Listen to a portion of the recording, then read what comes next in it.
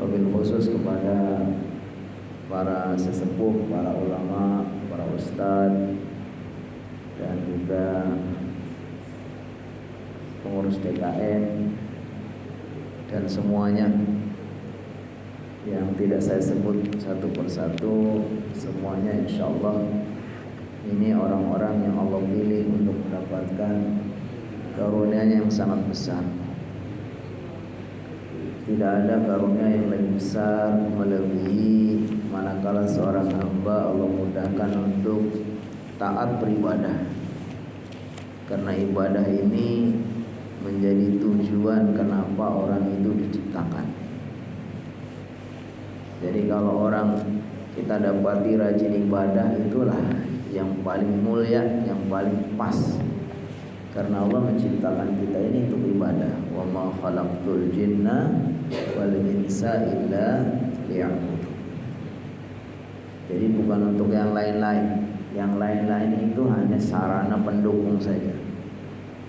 Semuanya adalah dalam rangka untuk beribadah kepada Allah Subhanahu wa taala. Maka ketika kita dimudahkan untuk bisa bangun subuh, mengawali hari kita dengan sholat 2 rakaat, sholat qobliyah, Masya Allah, ini suatu kemuliaan yang luar biasa.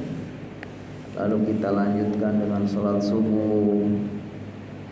Kalau 2 rakaat yang sunnah saja pahalanya sudah begitu besar, melebihi dunia dan seisinya, apalagi 2 rakaat yang wajib subuhnya. Lalu kita masih dikasihkan kesempatan untuk melanjutkan dengan belajar ta'lim ya, atau ta'allum, yaitu belajar ilmu. Masya Allah, ini satu karunia yang harus kita syukuri ya, yang seharusnya kita merasa bergembira, merasa bahagia. Qul bi fadlillahi wa bi rahmatihi fabidzalika falyafrahu. Karena dengan karunia Allah ya, dengan rahmat Allah itu hendaknya kita bergembira, bersyukur. Maka alhamdulillah di pagi hari ini insyaallah Allah Subhanahu wa taala senantiasa meridhai dan memberkahi kita dengan dimudahkannya kita melakukan amal rutin kita, yaitu sholat berjamaah, kemudian dilanjutkan dengan ta'lim. Saya akan membacakan hadis, nanti kita akan kaji hadis ini. Ada 2 hadis yang akan saya bacakan. Yang pertama hadis Tirmizi.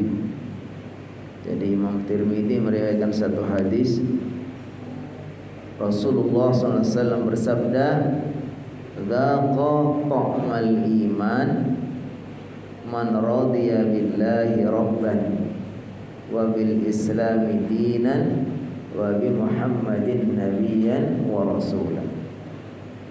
Kata Rasulullah SAW, orang itu akan bisa merasakan, akan bisa menikmati lezatnya iman kalau dia itu betul-betul ridha menjadikan Allah sebagai Tuhannya. Orang itu betul-betul ridha menjadikan Islam sebagai agamanya. Orang itu betul-betul ridha menjadikan Nabi Muhammad sebagai nabi dan teladannya. Jadi kalau kita betul-betul ingin merasakan bagaimana nikmatnya ini iman, lezatnya iman itu, pastikan kita mempunyai 3 hal ini. Apa tadi 3 hal itu? Kita betul-betul ridha menjadikan Allah sebagai Tuhan kita, betul-betul pasrah, puas, dan betul-betul yakin. Yang kedua, kita harus betul-betul ridha menjadikan agama Islam ini sebagai agama kita, dan kita betul-betul ridha menjadikan Nabi Muhammad sebagai nabi kita. Kata Rasulullah SAW, "Dzaqa ta'mal iman man radiya billahi rabban wa bil islami dinan wa bi Muhammadin nabiyyan wa rasulan. Insyaallah ini sudah berdampak. Ini ternyata satu satu konsep yang dalam Islam yang sangat penting. Kalau kita ingin betul-betul merasakan lezatnya kita beragama, pastikan kita mempunyai 3 hal ini. Lalu hadis lain menjelaskan, kata Rasulullah SAW dalam hadis lain, man qala hina yusbihu wa hina yumsi 3 marratin raditu billahi rabban wa bil islami dinan wa bi muhammadin nabiyyan kana haqqan 'ala Allahi an yurdiyahu. Dalam hadis lain kata Rasulullah SAW, siapapun yang di pagi hari dan sore hari dia mengucapkan 3 kali. Jadi mewiridkan 3 kali, pagi 3 kali, sore 3 kali. Mewiridkan apa? Raditu billahi rabban wa bil islami dinan wa bi muhammadin nabiyyan. Ini juga ditulis di Al-Ma'thurat ya. Jadi kalau kita membaca wirid-wirid yang diajarkan oleh para ulama itu diambil dari Al-Ma'thurat, bisa dari hadis, bisa dari wirid sahabat, ya kan? Al-Ma'thurat itu, maka di sini disebutkan siapa yang di pagi hari dan sore hari 3 kali dia mengucapkan raditu billahi rabban wa bil islami dinan wa bi muhammadin nabiyyan. Di sini disebutkan kana haqqan 'ala Allah an yurdiyahu. Maka itu pasti Allah Subhanahu wa taala akan meridhoinya. Jadi karena kita sudah mengikrarkan di pagi hari 3 kali, sore hari 3 kali mengucapkan ini, maka di sini disebutkan kana haqqan 'ala Allahi an yurdiyahu. Maka itu merupakan kepastian dari Allah bahwa Allah pasti akan meridhoinya. Lalu penjelasannya bagaimana di sini? Apakah kita cukup hanya di pagi hari kita mengucap, ya kan? Di sore hari kita mengucap 3 kali, pagi 3 kali, ya. Tentu kalau kita perhatikan itu lebih unggul dan lebih penting bagaimana sikap hati kita. Kalau kita ingin bisa betul-betul merasakan lezatnya keimanan itu, ya ternyata memang diawali dari mengucap dulu memang. Pagi hari kita ucapkan, sore hari kita ucapkan. Tapi harusnya ucapan itu tidak hanya cukup di mulut. Tentu harus diyakini dengan hati, dibuktikan dengan amal perbuatan. Itulah makna keimanan. Makanya definisi atau pengertian dari iman menurut para ahli, para ulama bagaimana? Al-imanu huwa tasdiqun atau iqrarun bil lisani wa tasdiqun bil qalbi wa amalun bil arkani. Apa yang dimaksud dengan iman yang sebenarnya itu? Tasdiqun bil qalbi atau iqrarun bil lisani, yaitu lisannya mengucapkan. Tapi tidak cukup hanya di mulut, harus juga dibenarkan, diyakini oleh hati. Wa tasdiqun bil qalbi, hatinya harus meyakini. Nah, sudah lisannya mengucapkan, hatinya membenarkan dan meyakini, itu juga belum cukup. Harus dibuktikan dengan melakukan apa yang menjadi konsekuensi tuntutan dari keimanannya itu. Makanya amalun bil arkan. Makanya di sini disebutkan kita kalau ingin betul-betul merasakan lezatnya keimanan itu, ya kita bukan hanya mengucapkan, bukan hanya membenarkan dalam hati, tapi juga harus dibuktikan dengan perbuatan. Jadi tiga-tiganya itu nggak bisa kita pisahkan. Nah, cukup dengan lisan saja nggak bisa. Cukup hatinya saja yakin nggak bisa. Cukup melakukan tapi tidak yakin dan tidak mengucap nggak bisa juga. Makanya di sini disebutkan tiga-tiganya. Wa'lamu anna man radiya billahi rabban lazimahu an yarda bi tadbirihi wa ikhtiyarihi lahu wa bi murri qada'ihi. Ketahuilah orang yang sudah ridho menjadikan Allah sebagai Tuhannya, maka wajib baginya untuk ridho dengan aturan-aturannya dan pilihan-pilihannya. Ini kan konsekuensinya itu. Tidak hanya yang penting raditu billahi rabba wa bil islami dina Muhammadin nabiyya, tapi hanya di mulut. Tapi di sini disebutkan apa? Orang yang betul-betul ridho menjadikan Allah sebagai Tuhannya, maka wajib dia itu harus ridho dengan aturannya. Aturan Allah apa itu? Yaitu agama ini. Allah Subhanahu wa taala turunkan aturan berupa agama Islam, lalu disampaikan oleh malaikat Jibril kepada Nabi Muhammad untuk diajarkan kepada kita, untuk disampaikan kepada kita. Jadi Allah mengutus Rasulullah SAW untuk menyampaikan aturan-aturannya. Wa ikhtiyarihi lahu, dan ridho dengan pilihan Allah. Wa bimurri qada'ihi, dan juga ridho terhadap pahitnya, pahit getirnya takdir Allah, ketentuan Allah. Jadi kalau kita merasakan dalam hidup ini, selalu ya, dalam hidup ini kita akan menghadapi hal-hal yang kadang itu menyedihkan, ya kan, ditinggal orang yang kita cintai, ya, kehilangan orang yang kita sangat cintai, atau yang lain, kehilangan harta dan seterusnya. Makanya di sini disebutkan harus ridho juga dengan pahit getirnya ketentuan Allah.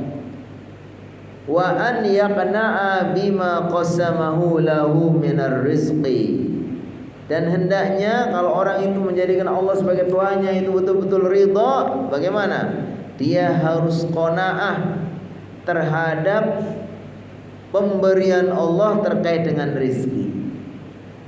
Allah sudah jadikan orang itu untuk hikmah, supaya orang itu memang menjadi sinergi dalam hidupnya. Ada yang kaya, hartanya melimpah, ada yang miskin, ada yang biasa-biasa dan seterusnya. Itu semua itu adalah ketentuan Allah.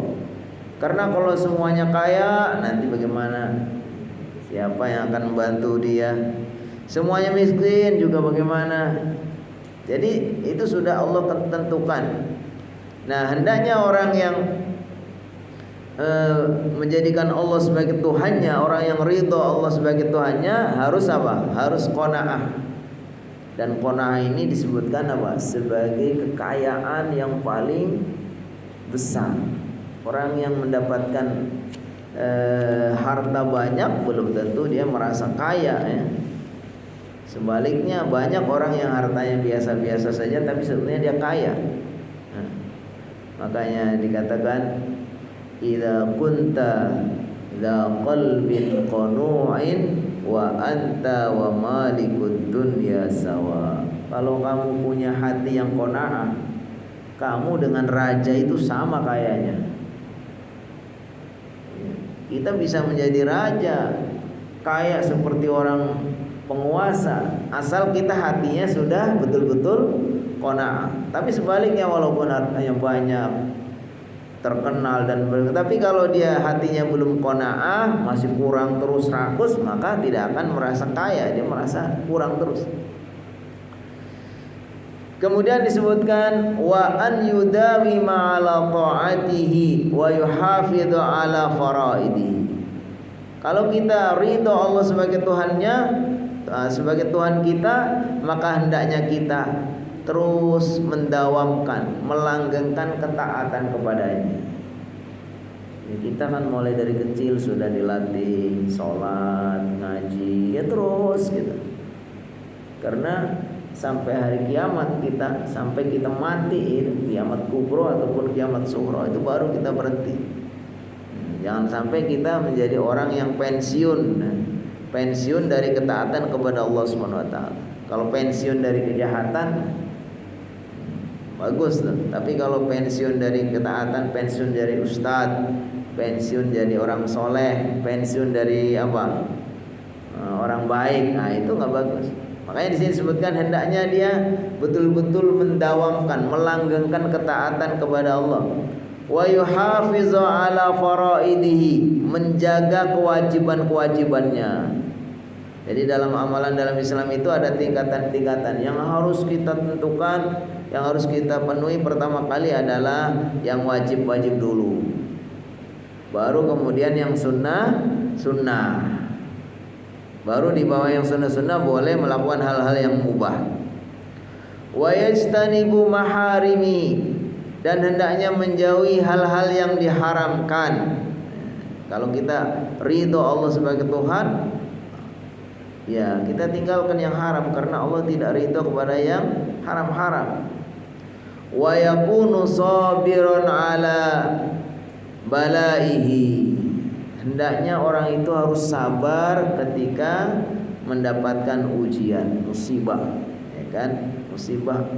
Makanya dalam hidup ini pasti kita akan menghadapi kondisi-kondisi di mana pertama kondisi-kondisi yang menyenangkan, takdir-takdir Allah yang enak, ya.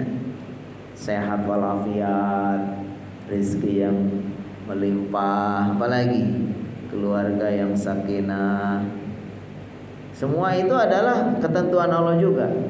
Tapi hal seperti ini pasti kita senang. Nah, takdir yang seperti itu kita senang. Maka kalau yang seperti itu kita menerimanya dengan bersyukur kepada Allah Subhanahu wa taala. Kalau kita mendapatkan hal yang menyenangkan, kita bersyukur kepada Allah Subhanahu wa taala. Jangan sampai kita justru semakin dikasih kenikmatan, kita semakin lupa kepada Allah, merasa itu usaha kita, prestasi kita, ya kan? Seperti sikap si Qarun ketika Allah kasih kekuasaan, hartanya banyak, kekuasaannya tinggi, lalu dia dia mengatakan bahwa itu prestasi dia. Ini dikatakan wa ma utituhu ala ilmin min indi. Ini semua karena kepintaran aku, karena usahaku. Yang benar bagaimana? Hendaknya kalau dia mendapatkan nikmatan, mendapatkan jabatan, mendapat kemudahan-kemudahan dalam hidup itu, harus bersyukur. Seperti sikapnya Nabi Sulaiman. Nabi Sulaiman seorang nabi, dikasih kekuasaan kerajaan, sebagai raja, sebagai nabi. Kekuasaannya, wilayahnya bukan hanya manusia, tapi sampai hewan-hewan, binatang pun. Tapi Nabi Sulaiman tetap bersyukur, tidak sombong. Kata beliau, disebutkan dalam Al-Quran, hadza min fadli rabbi liyabluwani aashkuru am akfur. Ini semua adalah karunia Allah. Ini dalam rangka menguji saya, apakah saya termasuk orang-orang yang kufur atau orang-orang yang syukur. Begitu. Hendaknya kita sadar bahwa apapun yang kita terima sebetulnya itu ujian dari Allah SWT. Jadi sabar ketika menerima bala. Nah, ketika kita mendapatkan hal-hal yang tidak enak, tadi kan kita mendapatkannya kenikmatan, kita bersyukur. Kalau kita mendapatkan hal yang tidak enak, kita harus bersabar. Bersabar itu ada 3 macam. Pertama, sabar untuk selalu melakukan ketaatan kepada Allah. Jadi orang mau melakukan ketaatan, sholat, ngaji, beribadah, berbakti kepada kedua orang tua, pergi sekolah belajar, pergi ke pesantren, semua itu ketaatan itu juga harus sabar. Kalau enggak, orang enggak mau juga. Untuk apa itu? Hal-hal yang biasanya itu hal-hal yang di Allah sukai atau yang baik-baik itu seringnya kita itu melakukannya itu berat. Mau ngaji, mau sholat, mau melakukan sedekah, ya itu biasanya berat. Makanya kalau kita nggak sabar, kita nggak bisa melakukan itu. Yang kedua, sabar untuk tidak bermaksiat kepada Allah. Orang bermaksiat itu biasanya itu menggoda sekali. Maksiat itu ciri-cirinya apa? Orang tuh ingin bermaksiat karena menggiurkan sekali, ya. Digoda oleh setan, didorong oleh nafsu, orang akhirnya kepengin melakukan maksiat. Akhirnya sampai ada orang yang akhirnya nggak sabar, akhirnya terjerumus. Ada yang dia sabar, dia tahan. Makanya kata Rasulullah SAW, huffatil jannatu bil makarih wa huffatun naru bis syahawat. Dikatakan dalam hadis bahwa hal-hal yang akan mengantarkan kepada surga, kepada ridha Allah itu dihalangi oleh hal-hal yang tidak enak. Mau ngaji, mau sedekah, mau melakukan berbagai macam kebaikan itu berat. Tapi kalau hal-hal yang menjerumuskan kepada neraka justru dihiasi oleh syahwat. Orang itu kalau nggak punya kesabaran, orang akan begitu mudah terjerumus kepada maksiat. Nah, makanya ada sabar dari menghindari atau sabar menghindari maksiat. Yang ketiga, sabar untuk menerima takdir Allah yang tidak enak. Disebutkan as-sabru ala aqdarillahil mu'lima, menerima ketentuan-ketentuan yang tidak enak dengan sabar. Seperti kehilangan harta, rugi dalam berbisnis, musibah yang menimpa keluarga, sakit, berbagai macam. Syakiran li ni'amihi, bersyukur untuk menerima nikmat-nikmatnya. Syukur kepada Allah Subhanahu wa taala artinya tadi lisannya mengucapkan alhamdulillahi rabbil alamin, hatinya merasakan nikmatnya bahwa Allah itu memberikan karunia itu, hatinya juga bersyukur, lalu dibuktikan dengan action, dengan perbuatan. Yaitu apa? Dengan melakukan amal-amal soleh.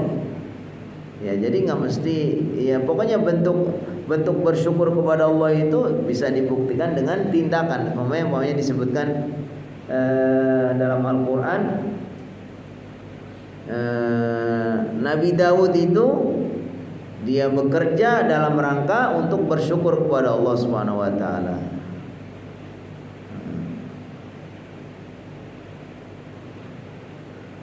Muhibban liliqaihi, muhibban mencintai liliqaihi, untuk bertemu dengan Allah Subhanahu wa taala. Jadi salah satu bukti kalau kita ridho menjadikan Allah sebagai Tuhannya, kita ingin nanti berjumpa dengan Allah Subhanahu wa taala. Dan berjumpa dengan Allah tentunya nanti adalah di surga. Dan menurut hadis, menurut penjelasan para ulama, bahwa puncak kenikmatan seorang yang di surga itu ketika dia itu bisa melihat Allah Subhanahu wa taala. Dikatakan wujuhu yauma idzin nadhirah ila rabbiha nadhirah. Wujuhun, pada waktu itu wajah-wajah, nadhirah, berseri-seri, ila rabbiha nadhirah, karena pada waktu itu dia menatap wajah Rabb atau menatap Allah Subhanahu wa taala. Kita tidak bisa bayangkan. Tapi itu puncak kenikmatan orang-orang yang nanti menjadi ahli surga itu ketika dia menatap Allah Subhanahu wa taala. Radiyan bihi wakilan wa waliyan wa kafilan. Ridho menjadikan Allah sebagai wakil, sebagai pelindung, sebagai penjamin. Jadi artinya semua urusannya itu diserahkan kepada Allah sepenuhnya. Bertawakal kepada Allah. Dalam urusan rizki bertawakal kepada Allah. Urusan apa saja. Setelah kita berusaha, kita berpikir dulu, habis itu kita melakukan cara-cara upayanya, kemudian selebihnya kita apa? Berserah diri kepada Allah Subhanahu wa taala. Makanya kalau orang mau beramal, melakukan sesuatu itu, kata Rasulullah SAW, ketika ada idza hamma syai'un, ketika ada orang itu mau mengadakan sesuatu, maka bangunlah dia sholat 2 rakaat.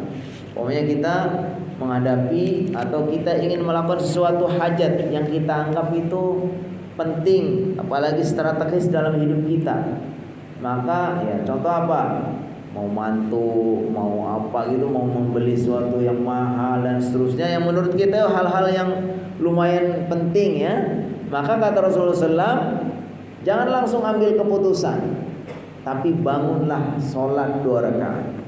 Namanya sholat apa? Sholat istikharah. Ada di sebelah rumah, ada nawarin, ini rumahnya sudah nempel dengan sebelahnya, ada tawarin rumah mau dibeli, kelihatannya duitnya pas banget nih, hajat yang lain banyak, anak belum pada sekolah, nggak dibeli juga gimana? Kita istikharah dulu, kita sholat 2 rakaat, setelah itu bilang Allahumma inni astakhiruka bi'ilmika wa astaqdiruka biqudratika wa as'aluka min fadlikal azim fa innaka taqdiru wa la aqdiru wa ta'lamu wa la a'lamu wa anta 'allamul ghuyub. Kalau pakai bahasa Arab bisa, pakai bahasa Arab. Kalau enggak pakai bahasa Indonesia. Langsung Allahumma in kunta ta'lamu anna hadzal amr khairun li fi dini wa ma'asyati. Ya Allah, seandainya ini niat saya ini, kesempatan ini, saya ditawari rumah ini baik untuk duniaku, akhiratku, masa depanku, maka ya Allah mudahkanlah, wujudkanlah. Tapi kalau memang tidak, ya Allah jauhkanlah, berikan aku pilihan yang terbaik. Begitu. Nah, setelah itu baru kita usaha. Kalau kita sudah berpikir, berusaha, minta serah diri kepada Allah, selebihnya kita serahkan kepada Allah. Fa idza azamta fatawakkal 'ala Allah. Selebihnya biarlah Allah yang paling tahu ke depannya bagaimana. Kita tinggal ikut saja. Kalau kita memang betul-betul kita mau melakukan sesuatu itu, landasannya adalah tawakal kepada Allah, yaitu ya kita berserah diri kepada Allah Subhanahu wa taala. Insyaallah Allah akan berikan yang terbaik karena kita sudah berserah diri, kita enggak merasa sok tahu. Ya Allah, kalau memang ini yang terbaik untuk kami semua, masa depan kami, mudahkanlah. Tapi kalau memang tidak baik, tolong ya Allah jauhkanlah. Berikan kami pilihan yang terbaik. Jadi kita enggak merasa sok pinter kita paling, karena kita enggak pernah tahu apa yang akan terjadi. Kan disebutkan harusnya orang yang ridho Allah sebagai Tuhannya itu menjadikan Allah sebagai wakil, sebagai penanggung jawab, sebagai penjamin. Urusan rezeki ya juga tawakal kepada Allah.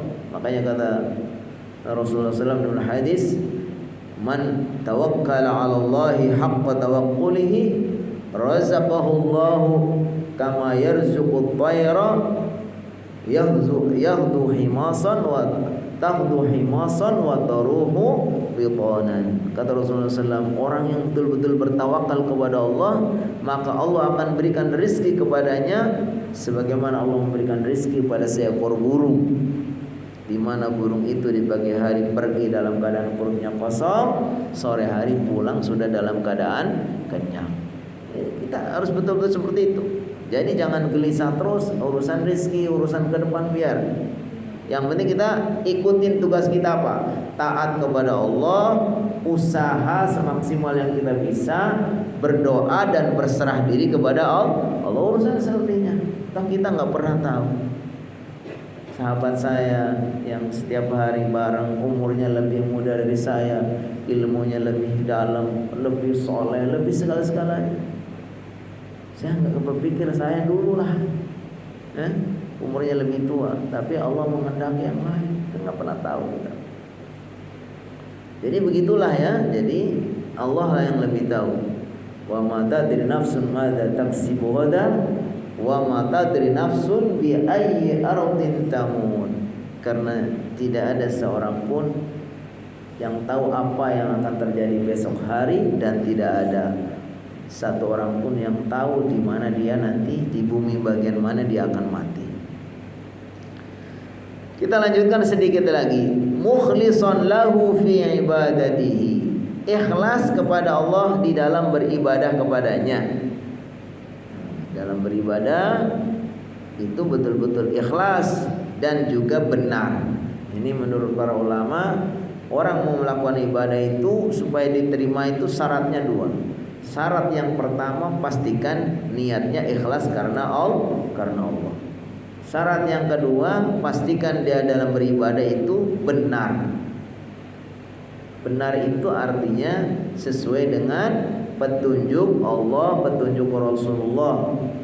Secara keilmuan, secara syariat itu memang dibenarkan, dipenuhi syarat rukunnya, dipenuhi ketentuan-ketentuannya, ya kan? Makanya ketika Fudail bin Iyad, seorang ulama tabi'in, menafsirkan alladzi khalaqal mauta wal hayata liyabluwakum ayyukum ahsanu amala. Allah yang menciptakan mati dan hidup untuk menguji kalian, siapa di antara kalian yang lebih baik amalnya. Yang lebih baik amalnya, siapa amal yang terbaik itu? Orang yang beramal yang paling baik itu orang yang paling ikhlas di dalam beramal dan orang yang paling benar di dalam beramal. Wa mu'tamidan alaihi fi ghaibihi wa syahadatihi. Kalau kita menjadikan Allah sebagai Tuhannya, betul-betul ridha kita dengan Allah Subhanahu wa taala sebagai Tuhan, maka dia harus betul-betul bergantung kepada Allah, baik dalam keadaan sendiri, tidak ada siapa-siapa, maupun dalam keadaan banyak orang. Jadi konsisten. Ciri-ciri orang itu betul-betul ikhlas dan percaya, ya sepenuhnya bergantung kepada Allah itu, ya tidak kondisional gitu. Tapi memang seperti itu. Banyak orang juga taat, sendiri juga taat, ya kan? Nggak ada ngelihat juga baik, dilihat orang juga baik begitu. Tapi kebanyakan orang itu justru ya kadang-kadang karena ada motif-motif yang lain suka biasanya gimana? Ya kita mohon ampun kepada Allah, ada unsur kepengen pujian, ria dan seterusnya. Padahal seharusnya kalau kita ingin memperbaiki diri kita, justru diperbaiki saat kita sendirian. Dikatakan man aslaha sariratahu aslahallahu alaniyatahu. Orang yang bisa memperbaiki kepribadiannya, hal-hal yang sifatnya pribadi dalam batinnya, hubungannya dengan Allah Subhanahu wa taala, maka kalau orang bisa memperbaiki itu, maka jaminan Allah akan memperbaiki hal-hal yang lain. Kalau kita bisa memperbaiki hal-hal yang batin, maka Allah akan memperbaiki hal-hal yang lain. Jadi kan man aslaha sariratahu aslahallahu alaniyatahu. Orang yang hatinya baik, iman dan takwanya kuat di dalam hatinya, maka insya Allah kehidupan lahirnya itu akan baik. Man aslaha bainahu wa bainallah aslahallahu ma bainahu wa bainan nas. Orang yang bisa memperbaiki dirinya, hubungan dirinya dengan Allah, hubungan kita dengan Allah baik, ibadahnya, ketaatannya, ketakwaannya baik, maka kata Allah apa jaminannya? Kata para ulama, nasihat para ulama, aslahallahu bainahu wa bainan nas. Maka Allah akan perbaiki hubungan dia dengan orang lain. Jadi kunci kenapa orang itu bisa diterima orang banyak, silaturahimnya bagus, itu diantaranya karena dia bisa membangun komunikasi membangun interaksinya dengan Allah. Makanya kalau para ulama zaman dahulu begitu sensitif masalah ini ya. Ketika melihat keluarganya berantakan, itu membangun komunikasi di antara sesama mereka aja itu nggak bisa, dia langsung koreksinya kepada diri sendiri. Oh berarti saya itu komunikasinya, interaksinya dengan Allah kurang bagus.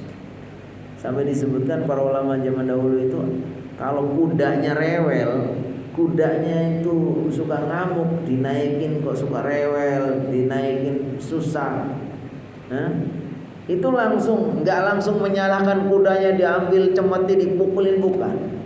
Tapi dari istighfar, ya Allah, jangan-jangan saya sendirilah yang hubungannya dengan Allah itu kurang baik.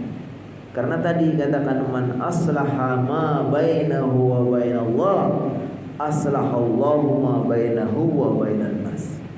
Orang bisa memperbaiki hubungannya antara dia dengan Allah, maka Allah akan menjamin memperbaiki hubungannya dia dengan orang lain.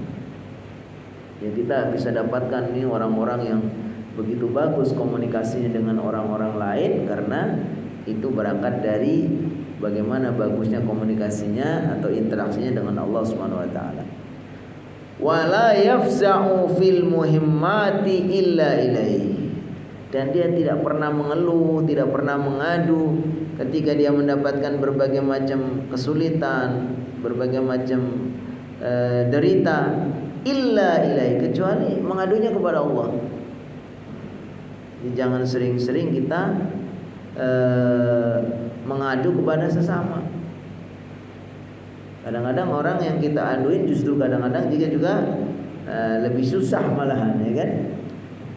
Makanya kita kalau ngeluhnya kepada Allah Subhanahu wa taala, ya kan?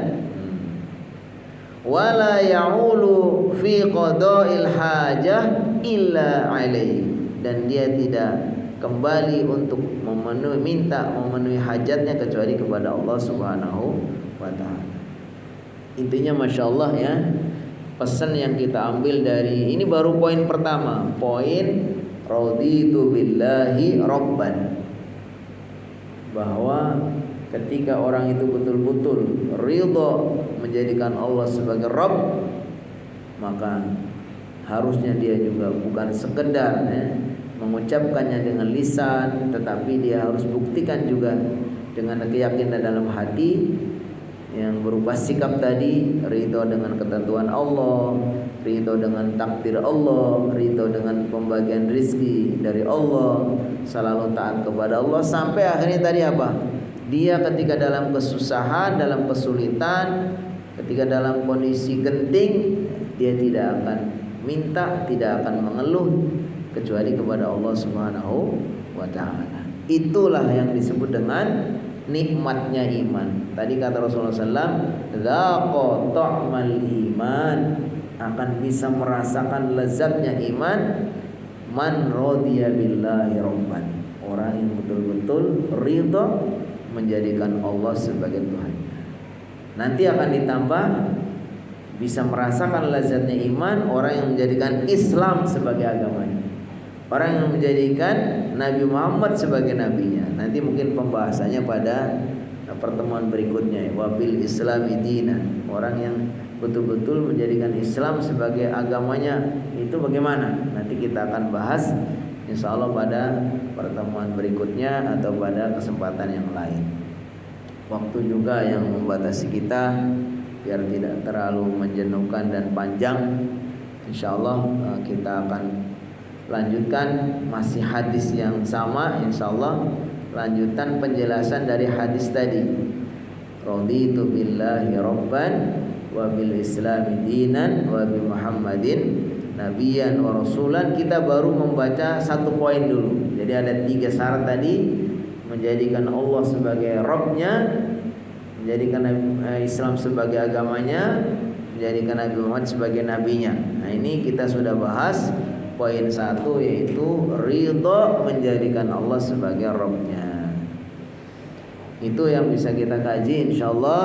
Apabila ada yang mau menyampaikan sesuatu, ada yang menambahkan atau ada yang bertanya, dipersilakan.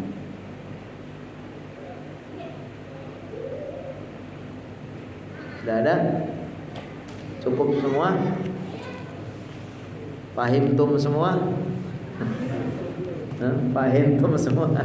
Paham semua ya? Ibu-ibu biasanya ini yang tanya, Karena ibu-ibu nggak kelihatan, jangan-jangan ngantuk di belakang.